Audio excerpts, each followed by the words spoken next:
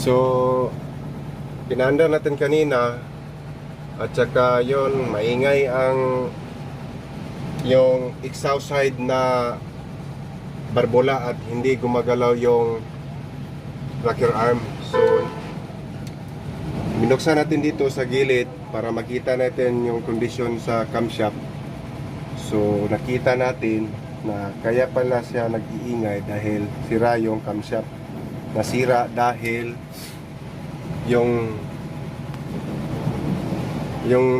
lower arm niya or tappet is, yung roller ng tappet niya is nasira, nadurog, kaya hindi na makagalaw yung push rod up and down, kaya para siyang backfire ang ingay niya. So